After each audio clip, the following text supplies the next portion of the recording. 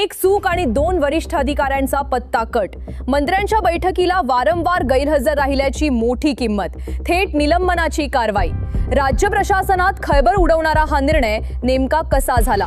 पंकजा मुंडे यांच्या बैठकीनंतर असा कडक आदेश का द्यावा लागला आणि या निर्णयाचा प्रशासनावर काय परिणाम होणार? सध्या महाराष्ट्रात अर्थसंकल्पीय अधिवेशन सुरू आहे। विधानसभेत चंद्रपूर जिल्ह्यातील वाढत्या प्रदूषणाच्या मुद्द्यावर गंभीर चर्चा सुरू होती। या चर्चेदरम्यान पर्यावरण मंत्री पंकजा मुंडे यांनी सभागृहात महत्त्वाची माहिती दिली। त्यांनी सांगितले की चंद्रपूरमधील पर्यावरण विषयक गंभीर समस्या सोडवण्यासाठी त्यांनी वारंवार बैठकांचे आयोजन केले होते।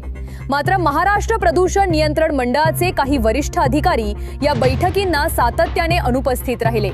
पुढे जाण्याआधी एक विनंती करेन, तुम्हाला आमचे व्हिडिओ आवडत असतील पण अजून तुम्ही चॅनलला सबस्क्राइब केला नसेल तर चॅनलला लगेच सबस्क्राइब करून घ्या। ही बाब सभागृहात मांडल्यानंतर वातावरण अचानक गंभीर झाले। विधानसभेचे हंगामी अध्यक्ष दिलीप लांडे यांनी ही बाब अत्यंत गांभीर्याने घेतली। त्यांनी याला घोर निष्काळजीपणा म्हटले। त्यांच्या मते निवडून आलेल्या लोकप्रतिनिधींनी बोलावलेल्या बैठकीकडे दुर्लक्ष करणे म्हणजे लोकशाही प्रक्रियेचा अपमान आहे। जनतेच्या प्रश्नांवर चर्चा होत असताना जबाबदार अधिकारी उपस्थित नसणे हे योग्य नाही असे त्यांनी स्पष्ट केले आणि त्यानंतर तात्काळ निलंबनाचे आदेश देण्यात आले।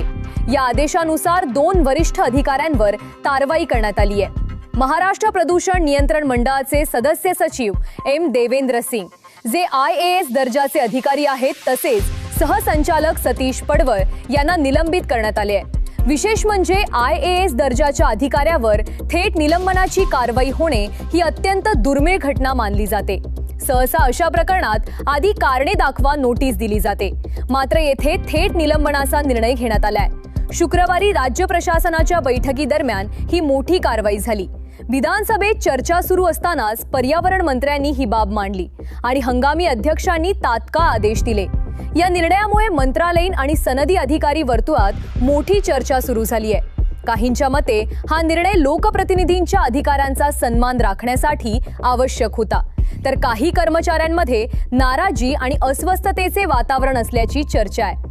केवळ बैठकीला अनुपस्थित राहिल्याच्या कारणावरून थेट निलंबन करणे हा कडक निर्णय मानला जात आहे। त्यामुळे प्रशासनात या निर्णयाचे दूरगामी परिणाम होऊ शकतात अशी ही चर्चा सुरू आहे। दरम्यान निलंबित अधिकाऱ्यांकडून अद्याप अधिकृत प्रतिक्रिया आलेली नाही।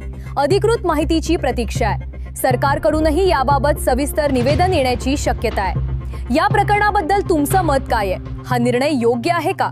खाली कमेंट करून नक्की सांगा।